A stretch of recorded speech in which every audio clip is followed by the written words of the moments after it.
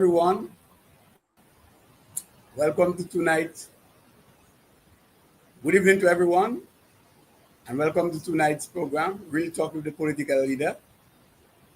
Tonight, we will be exploring a number of areas or issues, if you want to speak so, and this will have to do with utility rates, including, petrol rates as well. So tune in and welcome each and every one of you who of course is tuned into this program, Real Talk with our political leader every Monday. Today is the 6th of October 2025, and as customary, we hope that this program will be interactive because you will have your say. You can post your questions and you'll get the appropriate response or responses where applicable. So, Doc, today is a fine day. I mean, the weather has been good but very hot, and I know you have been monitoring what has been happening in the Atlantic. And earlier on, some time ago, I asked you, and you said, "Wow, the Atlantic seemed to be very quiet." Is that the same, Doc? Something kept telling me that we may yet get a surprise because the year was just way too quiet, and given the kind of expectations that we had gone into the hurricane season, and given the fact that we hardly had a blip. I mean, we had hurricanes, but they all stayed well away from the islands, and we seem to be having an October surprise in the sense that there is something coming our way. A few minutes ago, I was just checking with the National Hurricane Center, and they're now indicating that there is a 90% chance of formation. 90% chance. So usually when you have these high percentages being quoted, that means it is very, very likely. The only possibility is that as it approaches the islands, there is some wind shear. But the problem is that if it is well organized before it gets there, the wind shear is not as effective. The wind shear is good in the formative part of the storm, but once it is set, then the wind shear has a lot more problems in dispersing the winds. And so it does appear that we'll be having a weather situation on our hands Thursday into Friday. That's when it's expected to come our way. It is expected to become a tropical storm by tomorrow, Tuesday.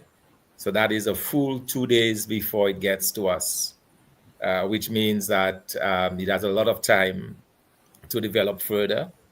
Probably the good news is that most likely, if it forms tomorrow, some models are showing that early formation will allow it to be steered away from the islands because there is a steering system, a high pressure system that is already in place, so that if it forms tomorrow, because it's already well organized, it is going to follow that high pressure system, and that will steer it just north of the islands. Okay, having said that though, there is still an expectation. There is a lot of moisture that is coming with this particular storm. So we will have, at the very minimum, we will have a lot of rain. So with a lot of rain, hopefully that's all we get.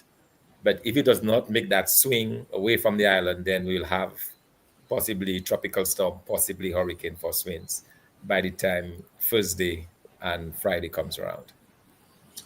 Yeah, so we pray that the islands will be spared. But again, all of these models and all of these predictions may possibly be fulfilled or not, and we hope that the good Lord will intervene and just put His miraculous hands into play here with us. Because I always say, and people we are aware that we have a man-made hurricane on our account, and if we get a natural disaster, storm or anything, it will just be chaotic. So I hope Yes, the good yes. Lord. Yeah. So Doc, I know that That's you have more been than doing enough. very. Trust me, Oh more than yes. enough. What you did with me already. Yeah. Oh, certainly. And so, I mean, Doc, I know you have been on the ground. What has been happening? What is the feel of the people?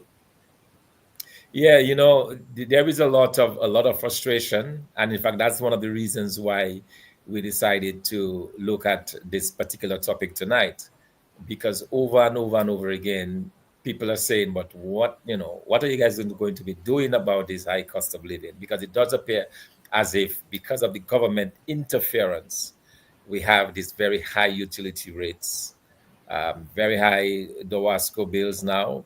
People are paying upwards of 45, 50%. We'll get into the details in a while, but people are paying upwards of 45, 50% addition to what they used to pay. um, for Dowasco, and then for Domlec, you have a situation where Domlec passes on the entire cost of the electricity, of the petrol that they use to generate electricity. They pass on the entire cost to the consumer. That's in addition to additional costs that they pass, and then the VAT that the government takes. So you have extremely high rates. We will explain that as we go on. But that has been the main concern that people are having. The fact that, of course, they know that their salaries are small and they have to make and meet. And you have the idea of the groceries. It's hard to go into a grocery shop and see how you spend two items, as I did just a couple of days ago. Two items came up to $71 and change. And that's just consumables. I'm talking about the grocery stuff. That's not buying shoes. That's buying the food to eat. And two items, $71. So there is that feeling throughout the island that things are just completely out of control. And I'll give you another example, and having to do with the high rates of with the high duties on the ports, where people are continuing to complain. We, as a member of the board of the Southeast Football Club, I assisted the club in getting some T-shirts so we can do a fundraiser. Our members want to have the name of the club and a T-shirt for the club and so on. It costs us about $30 EC to get it, to get the T-shirts printed, everything and so on, and then to bring it in. And customs now charging $18 to clear it. So while we were hoping to make a little profit, it just basically wiped out the profit almost completely. And you wonder why it is that an item that costs you $30, you have to pay $18 duty on it. Something is not right with this, and those duties have to be looked at, and that's the reason why we have one of our key pillars that we have is tax reform. So we'll be taking a very hard look at reforming those tax rates, making it easier for people to be able to breathe. And because all of these high prices that we see in the grocery stores, on the shelves, is as a direct consequence of government policy. It's a direct result of the policy that the government uses with regards to taxing the people. And so we want to discuss that tonight, and people will see the numbers for themselves. Yes. So we are going to get straight into it. As we said earlier, we were just having a little interchange here with just respect of highlighting what is on the ground and what happened with respect to the weather. But as we mentioned earlier, we are going to look at aspects of the utility companies and the rates that have been imposed on the poor people of Dominica, and also for those who own vehicles and probably generating the electricity through generators. The rates of petrol obviously is something of concern to us, and concern to the Dominican people by and large. So we'll be exploring that. And so, Doug, let me brief a preamble. Let me just say too that in a nature island where we have abundance of water, and water should be accessible to all. And yes, I must applaud the water company, because I think 97+% of homes are actually domestic homes have water, whether it's unmetered or metered water. And the quality of water to me is satisfactory so far, and we applaud that. But with respect to the rates we have, because water is in abundance in this country and should be accessible to all, we believe that the rates should be even better. And with respect to even the electricity rates, knowing that you just mentioned about the fuel surcharge, is being passed on to the consumer at large. Remember some years ago, I think it's 2014 thereabout, and the government boasts about Petrocarib and the formation of Petrocarib.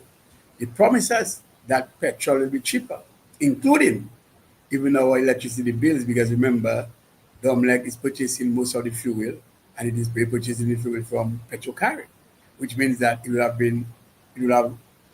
redone to a reduction to the people of Dominica. We agree that the generation, production, transmission, and distribution of electricity is a challenge here, and we have challenges. So, but notwithstanding, the rates are high. Doc, what can you tell us with respect to the utility rates? And we can maybe probably start with Domlec, and then you can go straight into Dowasco. And as we go along, you will actually highlight the other areas of concern.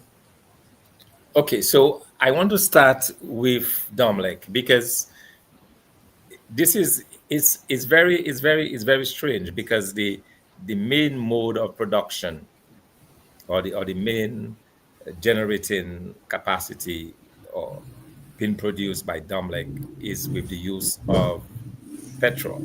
I believe diesel that they use to run their turbines.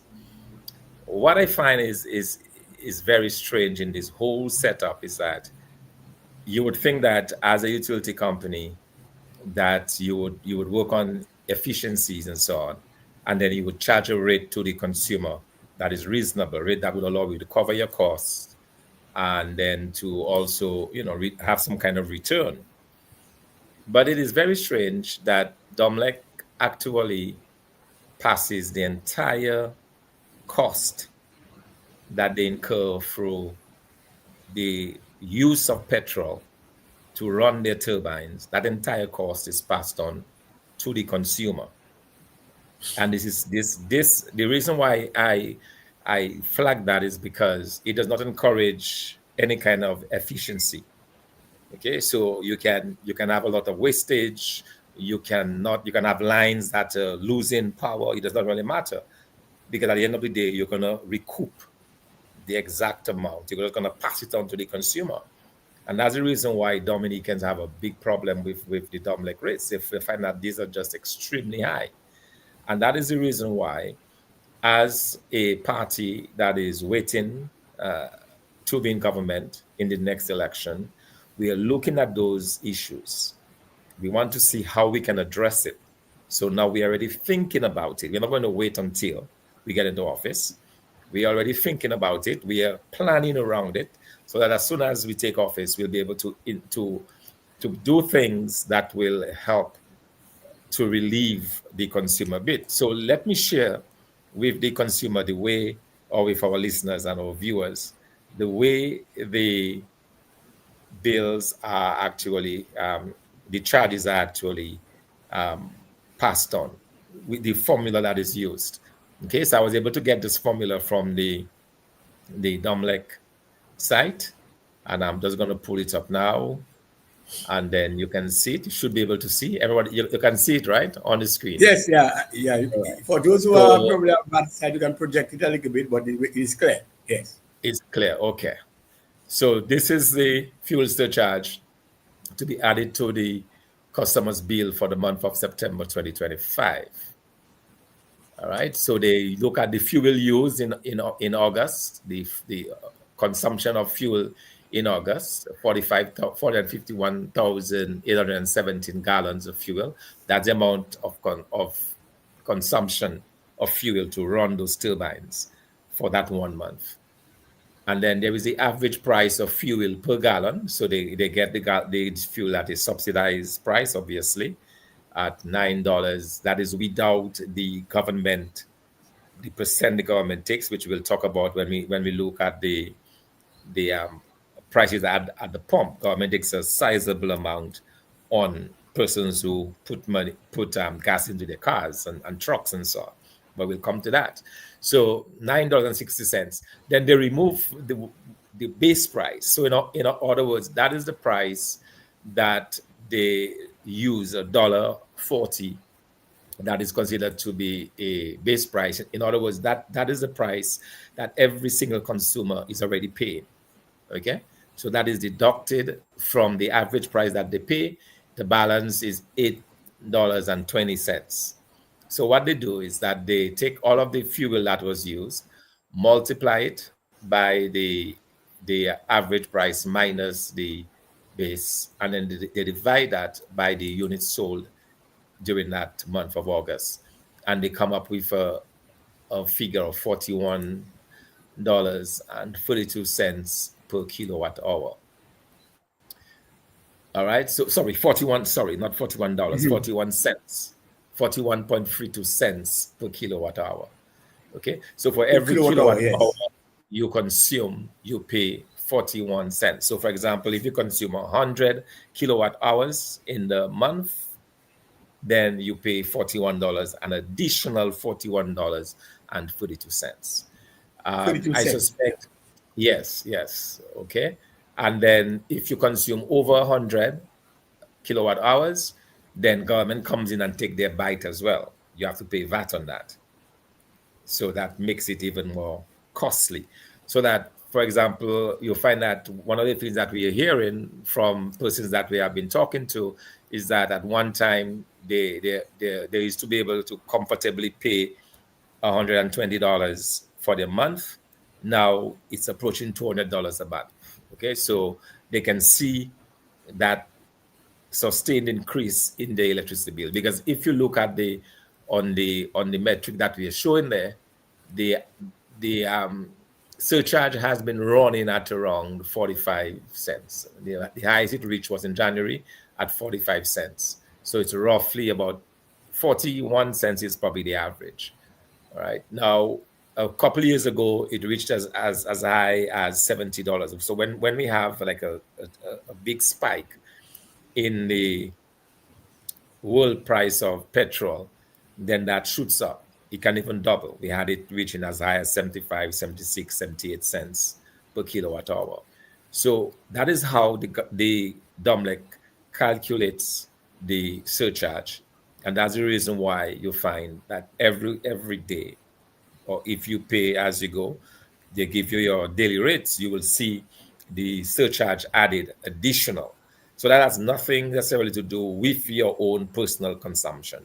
Everybody, regardless of their consumption, will pay that additional surcharge. Okay. Except that the more you consume, the higher you pay. All right. So that is one of the utilities that people find to be extremely high, and given again the level of salaries and so on, they find that to be just really too high. And bear in mind, this is also a government owned majority shareholder in Domlec. Okay, government owns, I believe, 52%, and Social Security owns 20%, and the general public owns, I believe, 28%. So that's the breakdown in terms of the ownership. So our government is the one that has the lion's share of this, and we are seeing continuously that when you apply this surcharge, you basically punishing the consumer. So that's the concern I had there. So for example, when you consider that we know that Domlec has not been as efficient as they should be, there is a lot of land of loss through the lines and so on, but there is no Yes. incentive, as I said, to be efficient. Why would you want to be efficient if you know whatever you consume you're going to get back? Whatever you spend on petrol to run your turbines, you're going to get it back from the consumer. All right. Right. That is very, very concerning. And that's one of the reasons why we are focusing on this tonight, because we believe that it's unfair to the consumer, that there must be a way to reduce those high costs of electricity. And one of the ways, of course, is to shift away from the petrol more to hydro. And that is something I think that a lot more can be done. We know, for example, that the geothermal is supposed to be coming on stream. You've seen all the disruptions in the road and so on that we are seeing now as they run the lines. So we are hopeful that when that comes on stream, we'll get some kind of relief. But my worry is that it's only going to generate about 10 megawatts of power. And our understanding is that on a daily basis, we consume 30 megawatts, or is it Yes. monthly basis? 30 megawatts. And so it means that even when you introduce the geothermal, it will only take about one third. It will only contribute about one third of the power generation. So you might see a reduction in your fuel surcharge, probably from 41 cents in September. If it comes on stream, say by December, early next year, it is possible that you could see that surcharge going down to 30 something cents. But it's not going to be any big or significant increase, because the geothermal is not going to be able to fully replace, at least given the way that what we are hearing is not going to fully replace it. And my other concern is that you could have a situation where the geothermal, they find a way to get that cost to the consumer. So our base rates might go up, all right, because you want to recover whatever you are using in the, because the Domlec will be buying the power from Omo. That is a big scandal that we'll be addressing at some point. That the government of Dominica, after spending hundreds of millions of dollars to explore, somehow finds it appropriate to turn over everything to a company for $25 million, have them get all the profits, and then operate for 30 years. It is just mind-boggling how you can do these types of arrangements. It makes absolutely no sense to me that you would spend so much of your own money, develop the product, and then hand it over to a foreign company. The company takes all of the profits for 30 years and then hands it back over to you. I don't understand it. Why could they not just get a company to manage, invest the same money in the plant, and just get a company to and pay them management fees? If you feel you don't have the capacity locally, pay management fees, just like you do it in a hotel. You build the hotel and you bring in a management company to manage the hotel for you, but all you pay them is the hotel fees. You don't, is the management fees. You don't turn over all of your operations or your hotel operations and tell them operate the hotel for 40 years and then, or 25 years, and then transfer it back to the government. So that's a very strange, very strange deal that we see. So we that means I can just be guessing now that it will not contribute much to any reduction. And that is a guess. I hope I'm proven wrong. We will not see much in terms of a reduction in this. So that's the first issue that we wanted to raise, and wanted to show clearly what it is that people are paying and how the surcharge is calculated. So people, I'm sure, have heard about the surcharge, but were not au with how it is done, how they come by the additional amount on your bill. And Yes. the other thing that we have to note so as well is that the government still comes in and charges VAT. Right. Oh, yeah. So, the VAT, they allow 100 kilowatt hours a month. So if you consume 100 and less, you don't pay the VAT. But anything above the 100 kilowatts hours a month, you pay VAT on that. Right. Okay. So for an Yeah. average, I think for an average household of about, let's say, 6 people, you're talking about probably 150 or 200 kilowatt True. hours Yeah. every month.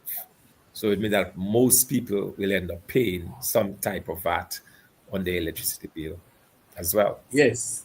But yes, thank you for this is vital information. And I know you've noted some important aspects with respect to Domlex operations. And I agree with you that we should have realized by now as consumers a low rate of electricity, or a reduction in electricity, because two things I know for sure.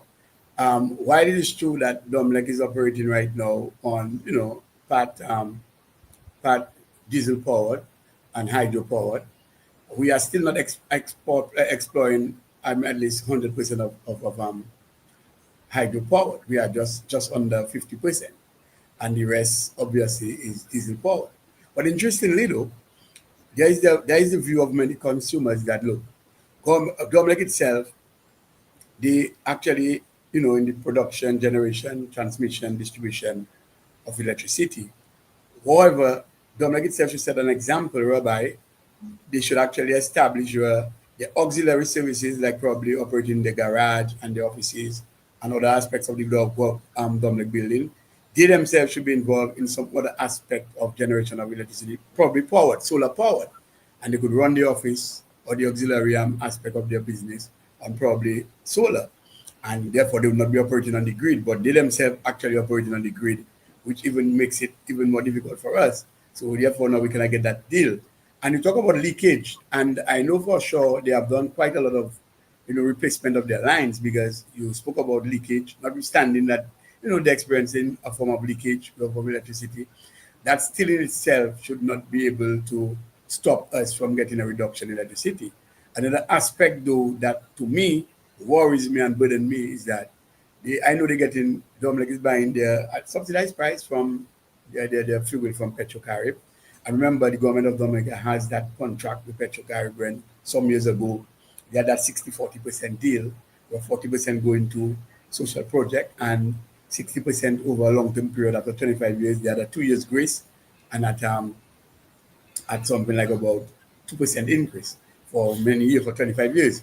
So I believe to all of these things, when you factor it in, we should have realized, right, a decrease in electricity rates. And I'm happy that you're able to actually set the foundation and to allow people to see clearly how it is that their fuel surcharge is being calculated. But Doc, I know for sure you have just looked at this aspect of it, and we have already in at the last um, summit, economic summit, you were talking about, and you had expertise, and you had people with expertise with respect to other areas of green energy. Take for instance solar, wind, and you had solar, you had wind, well, you have that geothermal now into.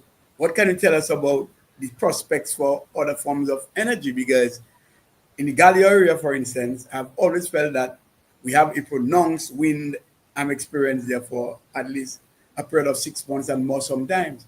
I don't see why a pilot project could not have been explored with respect to providing wind energy for the people of Gallia. So what can you tell us about, because all that is part of the 10 pillar plan where you're talking about alternative sources of energy, like green energy. And I know you are very adamant with your team, the IT Workers Party, Team Dominica, to see some of this come to fruition. So, with respect to what exists now with diesel power, I know in the future it is more likely that if we explore other areas of energy, people can actually have option with respect to how they go about actually, dealing with, or actually, associating with a different form of energy. What can you tell us on this? Well, it's part of the planning that we are doing, and that is to ensure that we move completely away from Fossil fuel. this fossil fuel, in keeping with Dominica as the nature isle of the world. You cannot be a nature island and then you're consuming fossil fuels. So we have different options. Solar panels are becoming more efficient and cheaper. All right. So you'd probably want to encourage persons to have solar panels that they can then sell the excess back into the grid. That's one of the ideas that we explored at our economic conference, where individuals would be given incentives to be able to have those solar panels, and then they have the possibility or the means of anything that they generate over and above what they consume in their household, they can sell back onto the grid to Domlec, and that works. That is something that we're definitely looking at. So solar, we certainly have to explore a greater use of hydro and wind. Like in addition to the geothermal, I know there's a lot of concerns, safety concerns around the geothermal and harnessing of the geothermal energy. But I believe that with the strides and the breakthroughs and the progress that has been made with solar energy, that is a key area to look at. It's something that individual consumers can easily harness, just the use of the panels and the storage batteries. And as every year, the storage batteries again are becoming more efficient, they're able to hold They were able to keep more longer. We have sunshine literally 360 days in the year in Dominica. So that's not even really a big issue. All right. So the way we are going to tackle this high utility rate, in particular Domlec, so that Domlec becomes, no one will be talking about Domlec again. It will be just a company in the background working, because people will be paying, will be finding their rates are reasonable. It will be a good reduction from where they are now, because we would have gotten rid of the key ingredient that is contributing to this high rate, which is the use of fossil fuel. So we're talking about a complete switch to renewable energy, and we have options. We have those four options. So that is something that we can offer to the people of Dominica. Like I said, these are things that we have been thinking through. We have brought in the experts to help to advise us on how best to go about it, what is the best method, what is the best approach to use. So we just want the Dominican public to know that we are thinking proactively about those issues. I was on a program last night on Civic Vibes, and Lofty asked me a question. He asked me, what is it that keeps you up at night with regards to the country and so on?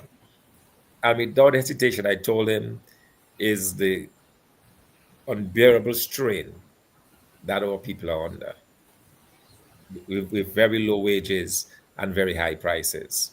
I tell him that to me is something that bothers me a lot, because the more you meet with people, the more you talk to people, the more they open up to you, is the more you understand the tremendous burden that our public is going through.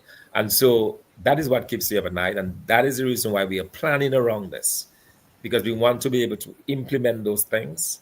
The government has given lip service to a lot of that, but they have done very little to actually do it. But we are given the guarantee to the Dominican public that when we assume office, we will be able to reduce these very high rates by ensuring that you have that switch from fossil fuel to renewable energies, which are a lot cheaper, by getting the consumers involved in a way that they can sell excess power back into the grid.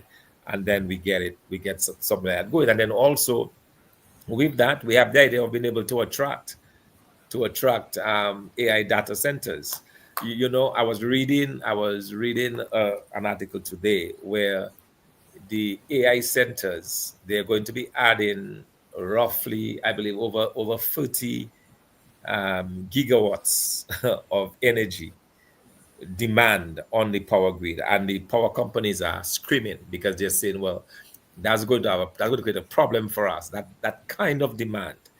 So the AI companies are now looking, they're saying that they may have to generate their own power, or quite frankly, they may be looking for offshore to put their servers, because the servers, you see, the servers to run the artificial intelligence. That so that when you go online and you ask who is Glenroy Coffee, say, oh, Glenroy Coffee is one who contested for the UWP in Roseau in 2019, and gives it the whole history. Wow. The computing power to generate that, it costs a lot of money. And so we believe that if we're able to position Dominica as having very cheap electricity rates, we can attract those companies. In addition, we can attract manufacturing companies, because one of the things that we're looking at is, as you reduce your electricity costs, you can attract manufacturing companies, because a key component of the operating costs would be the high cost of electricity. So these are just the offshoots, the offspin that we are seeing in terms of the benefits that's going to accrue to us in Dominica as we tackle that problem of the very high and unbearable cost of electricity in Dominica. Yes, thanks. And so as we move to the other area, though, sometime last year, and just to be exact, effective the 1st of June 2024, consumers of water in Dominica had to go deeper in their pockets to find money to pay an increase. That a lot of people felt that was necessitated, because at the end of it, it wasn't necessary to have that increase. And you yourself, you've done some work in this regard, and you may have the figures. What can you tell us about a company that's supposed to be at least be in a sense affordable to Dominican because we have water. There's an abundance of water. We have availability of water, and we have access to water. What is it that is so serious about we should be paying high water rates? What is going on, Doc? My understanding is that those high rates were not necessarily a function of Domlec, but a lot of that revenue finds its way back to government.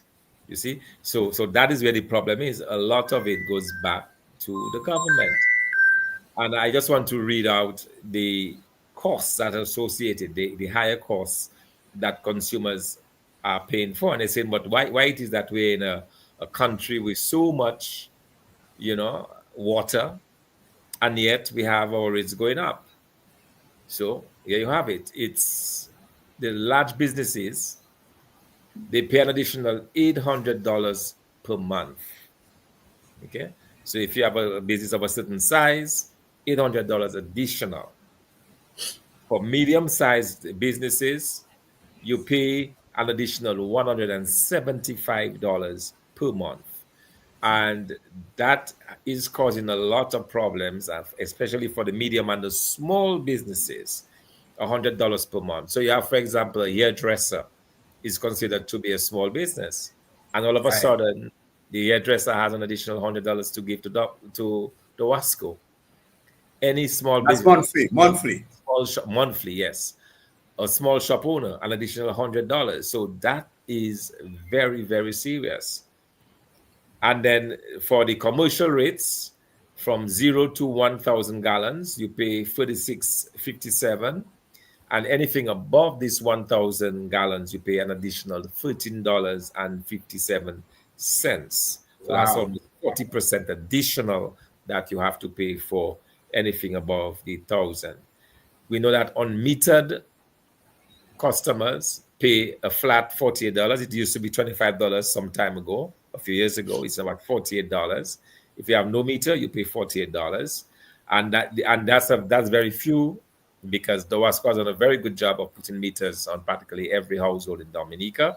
We are told that only about 500 of the thousands of customers that have the Wasco water, only about 500 are unmetered, and these individuals only pay $48.30.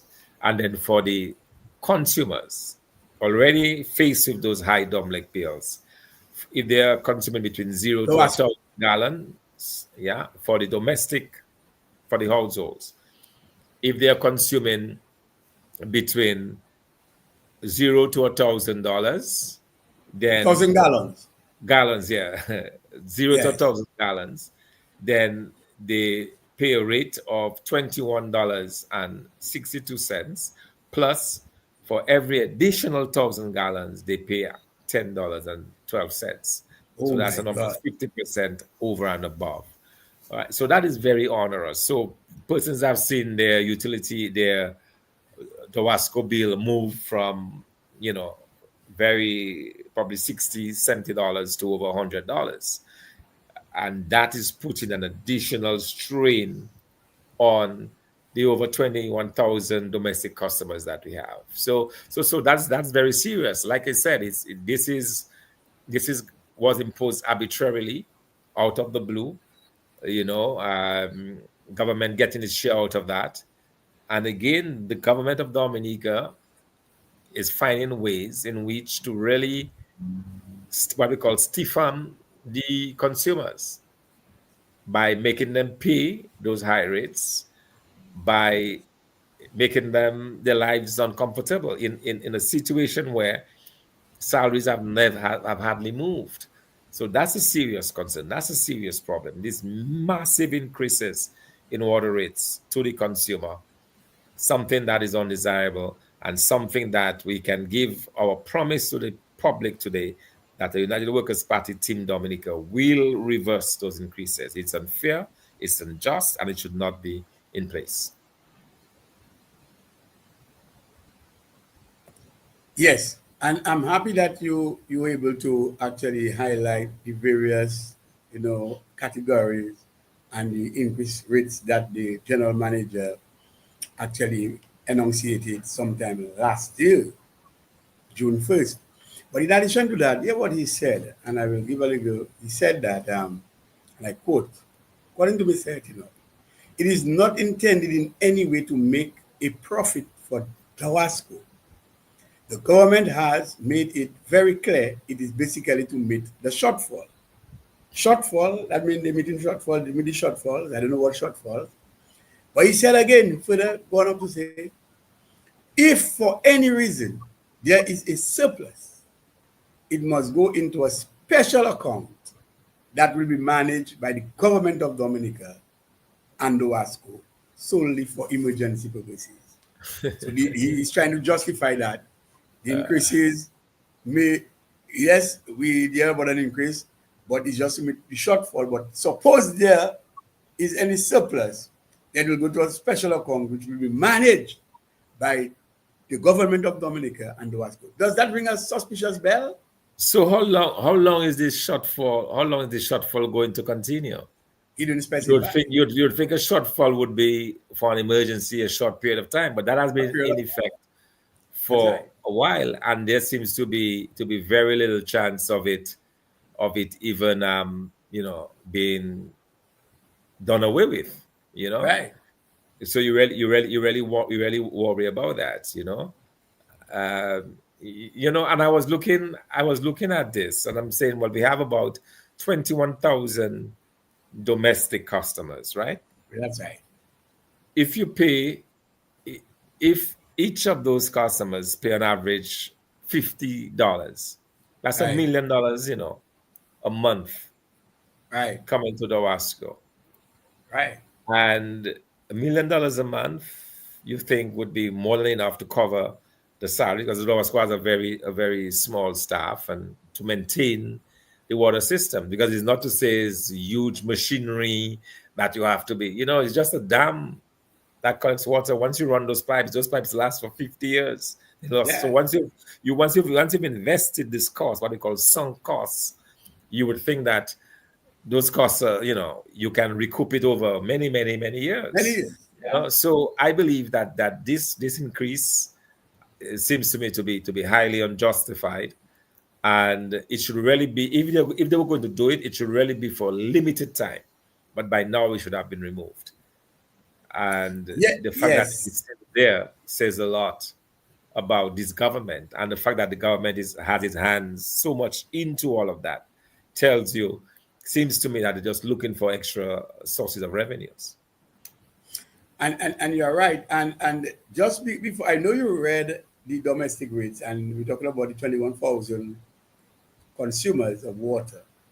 But remember, besides what you mentioned with respect to consumption, remember across the board, they had just an additional $15 meter rate.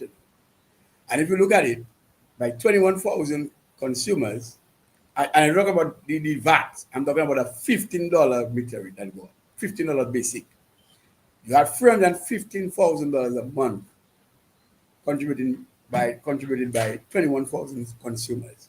In a year time, there was just picking up from just the domestic consumers an arbitrary $3,780,000. Wow. Just like that. Look, I'm not talking about what you consume, the $15 that they add. Not that I talk about the So they, rates. they're charging you $15 every month for your meter. Yes, they have said that. They said that in their press conference last year. In fact, I did Wow. a detailed analysis on this thing, and I come up with, when I look at all the categories, I don't have the figures before me, but I was just trying to just use the 21,000 domestic consumers to make the point that they will be accruing $3,780,000. Don't talk about the other areas. When I summed it up, it was coming up to $8 million, just like that, for the additional rates that it has put. I'm not talking about what you're consuming, just the additional rates. So that is very unfair to the public, and it is not Incredible. justified. Yeah, but Incredible. I know, too, Doc, that you wanted to talk about also petrol, and it's of concern to you Yes. because high taxes on this as well. And I mean, as a government in waiting, I know the 10 pillar plan has addressed the whole issue of reduction in tariffs, and so taxes were applicable. That would be including, of course, reduction in electricity rates, reduction also in the rates of the also reduction with respect to the petrol. I mean, Yeah, you know the yes. figures. You know the figures. You have been dealing with it. We know we have not had an increase in petroleum prices for some time now because world prices have been stagnant for some time. Although from time to time you have fluctuation. What can you tell us is happening right here in Dominica with respect to petroleum prices or petrol prices, rather? Yeah, one of the issues there is the cost, the high cost of petrol. Um, you pay on average 14 between $14 and $15 a gallon, EC dollars a Wow, gallon, and there are several reasons for that. One, of course, is that the very high excise and custom duties that are paid on the petrol being imported into the country. That's one. So government gets its share there already. But guess what? Government gets on every gallon that you purchase, the government gets between $3.25 and $3.50 on every gallon.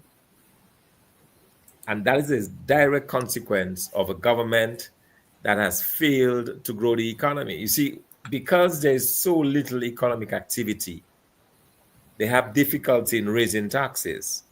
So they just impose an additional $3.50 on your gas. So wow, every gallon of gas you buy, you pay. And when you think about it, in a way it is very unfair because it works out to roughly 23 to 25% on the price that you pay. When you compare that to the VAT is 15%, 15%. You're paying about 23 to 24% for gasoline. The question has to be why? Why is it that the consumers are charged simply to raise revenues for the government? And the government, let me repeat this, the government is doing all of this because they have shown an inability to grow the economy. So they're looking for every little captive way to get monies out of the pockets of the consumers. That's going back. So your tax, you have to pay your income tax, you have to pay your VAT. Now you have to pay government $3.50 every time you buy a gallon of gas. wow, Okay, so effectively, if the free market was allowed to operate, gas would be probably $11, $12 a gallon in Dominica. Instead, it is between 14 and $15 a gallon. You see? wow. Yes, And and that to that's me, interesting. that to me, that to Mhm. me is very worrisome. Extremely, extremely worrisome. Yeah. It is interest. It is very interesting.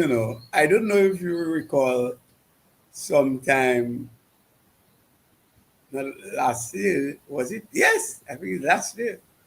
I did. I mean, I couldn't believe it. We ran out of gas or petrol by this government, and this is the first government in the Caribbean. I know that, and it wasn't a storm situation where you know that your bulk situation is compromised, and then you have a little bit of difficulty importing fuel because of seas are off, your ports are compromised, and so and so and so. And we actually literally ran out of fuel. And remember that the genesis of that calypso, no gas, gas. And people fighting for gas with Bido in their hand. I mean, what a country, Doc. What a country. I mean, what kind of governance is that? And well, in the song it says somebody dropped the ball. It's nothing more than drop the ball than bad management, and this government needs to go. So now we are telling us that the government is actually getting $3 and some change every time you buy a gallon of gas or petrol. Then what are they doing with the money? It is similar to the situation where no government before imposed a 15% VAT on us.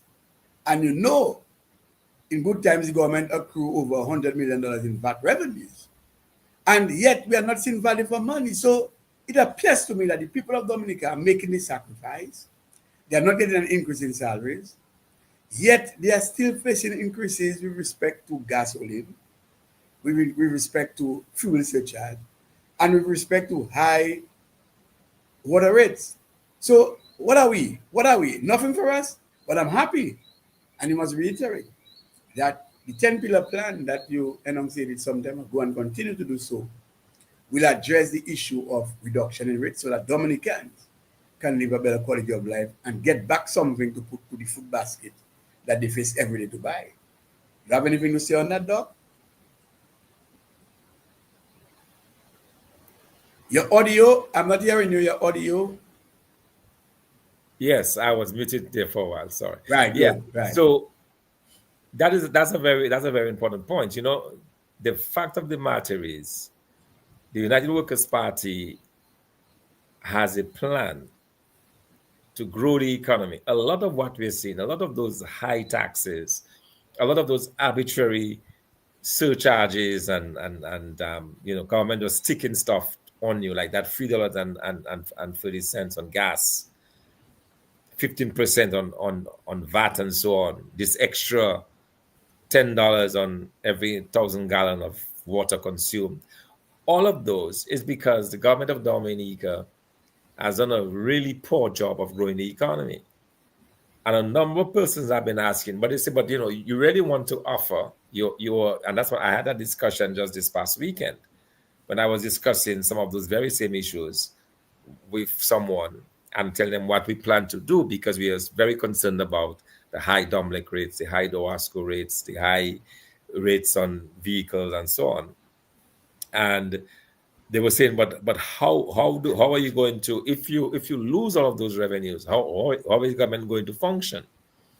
All right. So my response was the reason why government is in that situation is because it has not grown the economy. Because if you grow the economy, it means that you have a lot more people on the payroll, a lot more taxes are going to come to government that way, a lot more revenue.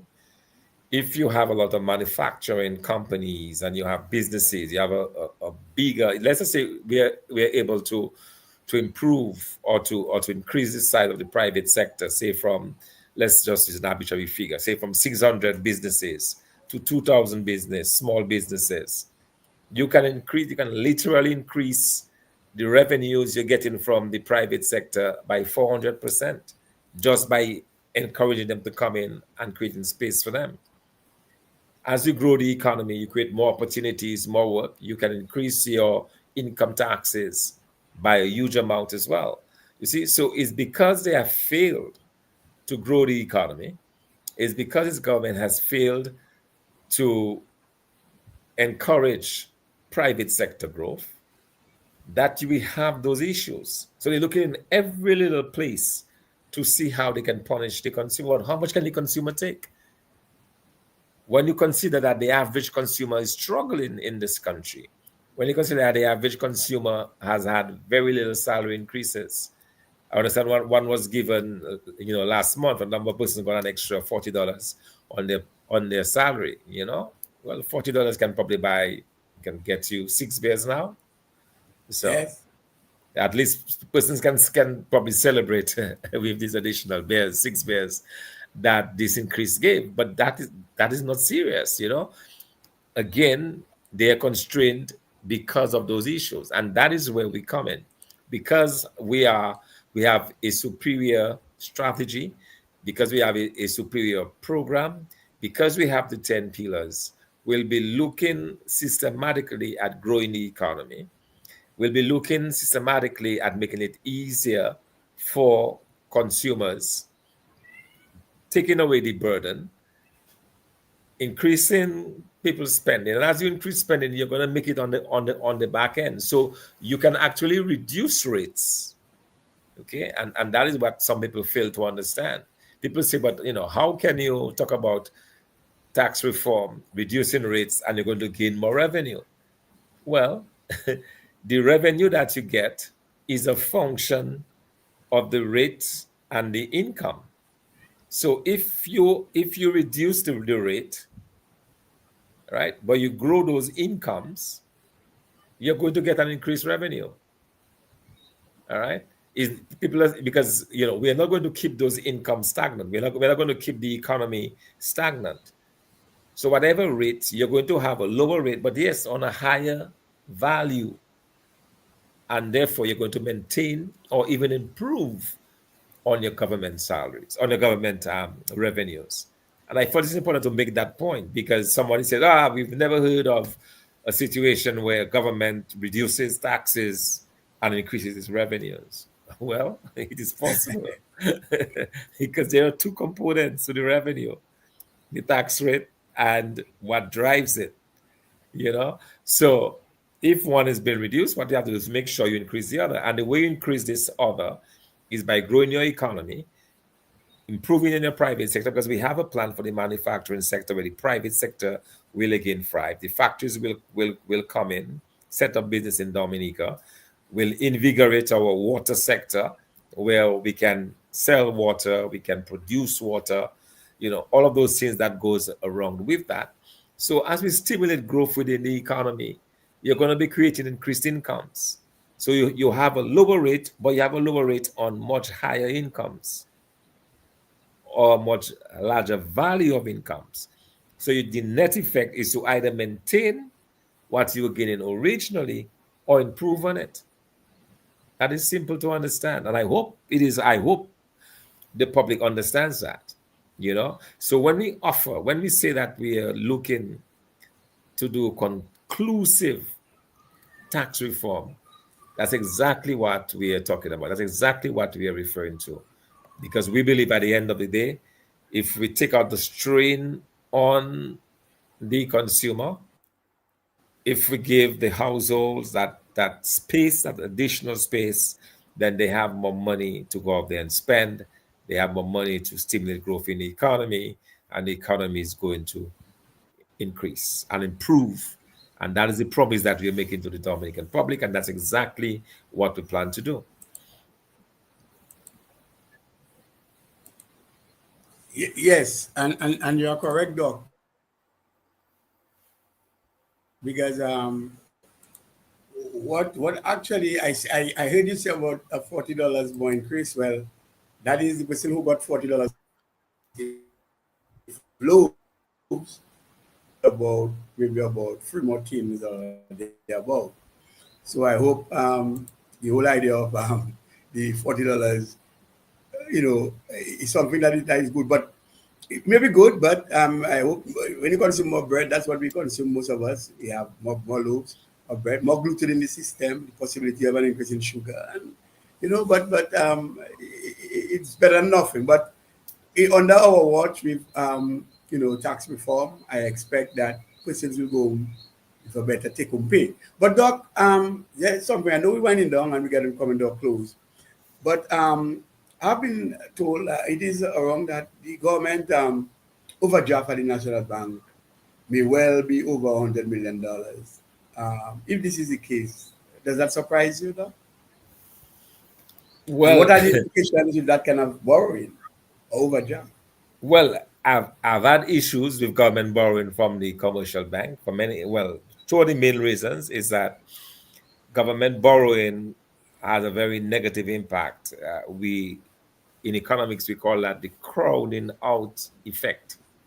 What we mean by that is that if government becomes a dominant borrower from a commercial bank, there's just so much the bank has to offer in terms of loans and so on.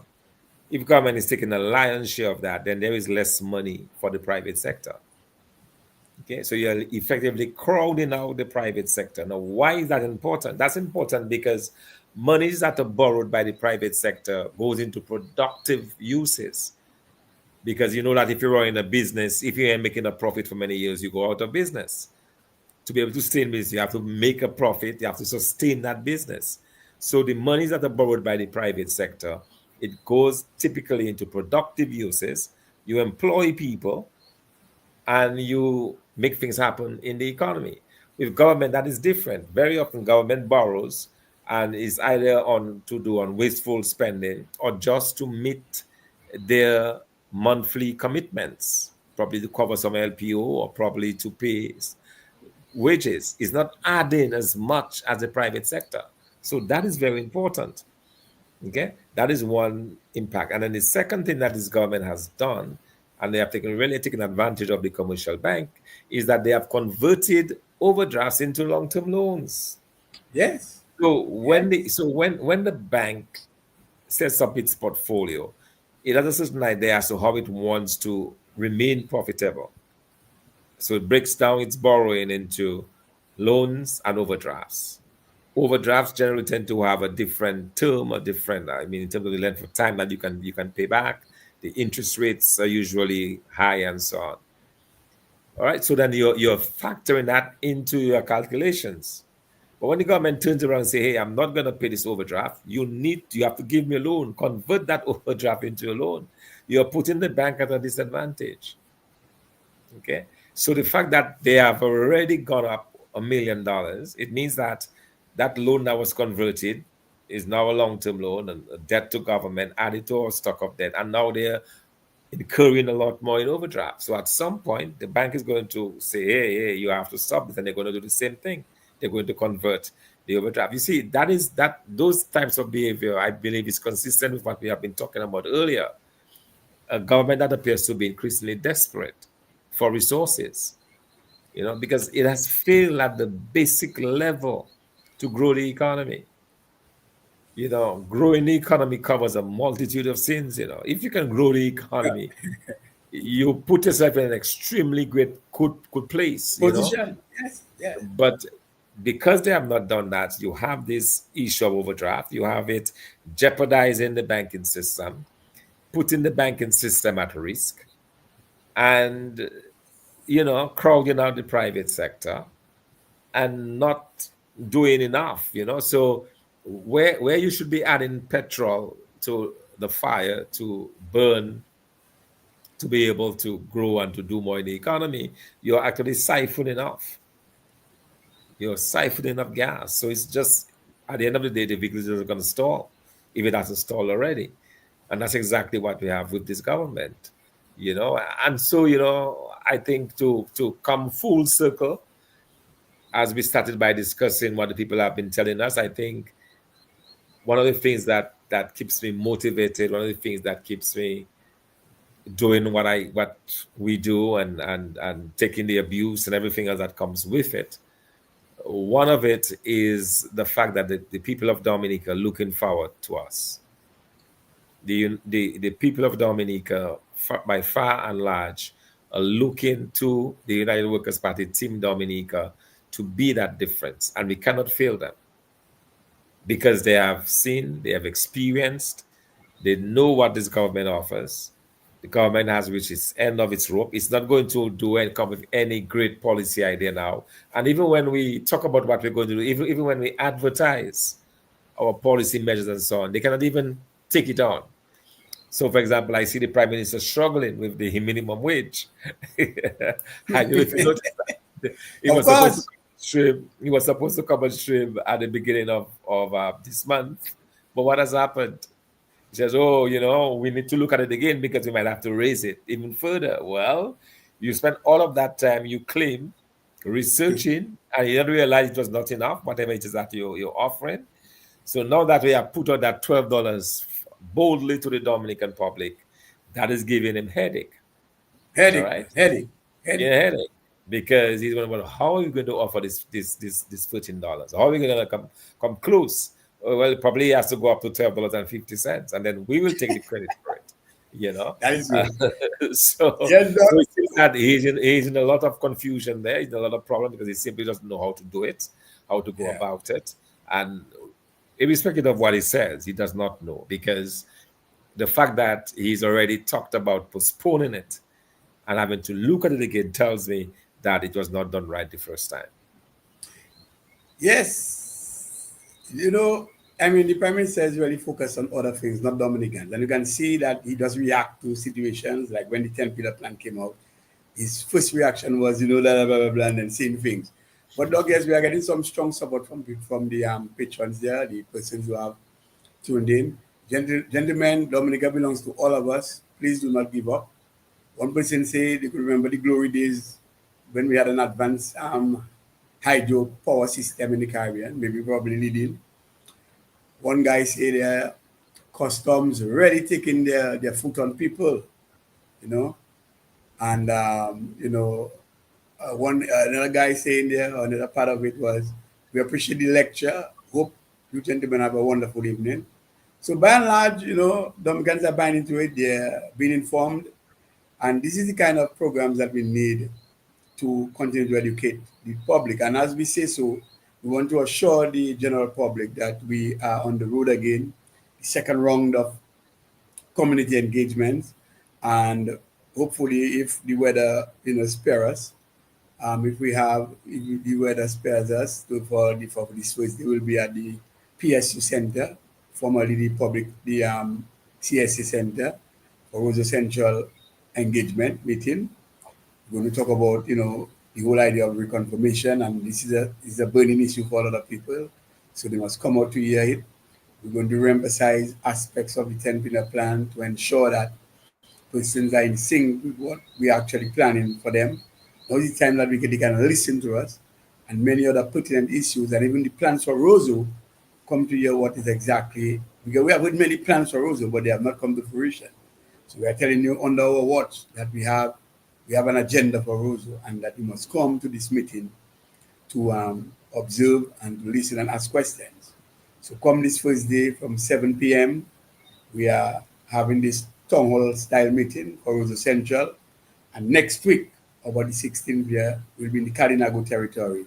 And as we go along, we'll be announcing more of the schedules that we are actually putting together to continue to inform. So, Doc, having heard some of the encouragement, the responses, and we as a party, we do our best to ensure that we continue to be in touch with the people to educate them on issues that are relevant to their development and to the very burning issues and bread and butter issues that apply to them with respect to a better quality of life.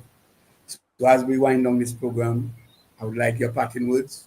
What do you have to say to us again, finally, before we put down the curtain on this program? Well, I would just like to encourage, like you so encourage those that are in the Roseau area to show up as we continue to engage the public on Thursday night. We may have to postpone, depending on the weather. Of course, we're keeping a close eye. As I said, a hurricane is brewing in the Atlantic and will be most likely be formed as early as tomorrow, 2 full days before it gets to us. So by Thursday is when it is projected to be in our area. So we may have to, postpone, but hopefully it passes the street and we can go ahead with our meeting with our town hall meeting on Thursday. So persons are encouraged to come. And let me just end by again reassuring the Dominican public that we are committed to their well-being. And part of that is to ensure that government does not make their lives more difficult. Okay, a lot of the very high costs that we see in Dominica, in the supermarket, at the pump, utility bills, a lot of that has to do with government policy. So we are reviewing actively those policies, and where possible, we'll be reversing some orders where we can reverse because of the whether it is the income implication or the upheaval. We will work around it. By the end of the day, the plan is to have a comprehensive reform of our fiscal system, have a complete reform of our tax system. We have heard of these huge increases on the port, especially now with motor vehicles. All of those increases will be reversed. This how do you call it? This 3,000 Levy, yes. levy and so on, which has now gone up to as much as $10,000. Just insane and punitive taxes that this government is putting on the Dominican public. So rest assured that these are up for review. We believe in some cases some of these are unjustified, and where we believe that they are unjustified, they will be reversed. But overall, the system will be revamped so that we can encourage private sector growth to take up some of the slack from government, to be able to create more jobs, create more opportunities. And once we can do that, we'll have the private sector leading the way as far as growing the economy of Dominica. And in that way, we can ensure that we can maintain government's revenues or even increase it, but importantly, will work to increasing activity within the economy of Dominica. So I just want the people of the country to hold strong and to continue to have faith in us as a party. We want to encourage our listeners again to support us, and they can do that if they go on uwp-dominica.com and click on donation. If you like what we do, if you want to support us in our work here to regain the reins of government, then please support us financially. And you can do that very easily on our website, uwp-dominica.com, and you click on donation. We'll welcome your support in that regard. So thanks again for being a part of Real Talk, and we'll be back with you again next week with another edition. Yeah, Thanks and God thank you, bless. Doc. Yes, thank you, Doc, very much for this. And we were talking to the political leader of the United Workers' Party of Team Dominica, Honorable Dr. Thompson Fontaine, world-renowned economist, and we've reviewed many of the utility rates tonight and the impacts and implications we have on our people. And we are promising as a government in waiting that we will resolve some of the issues.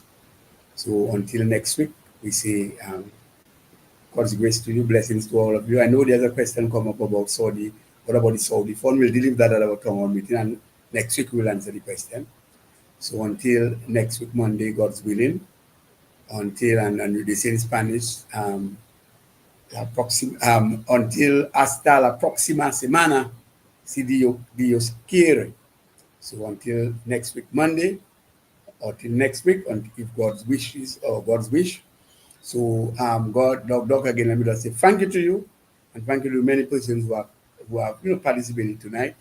We welcome your participation, welcome your questions and suggestions. So until next time, have a good night. May God bless. God bless. Thank you.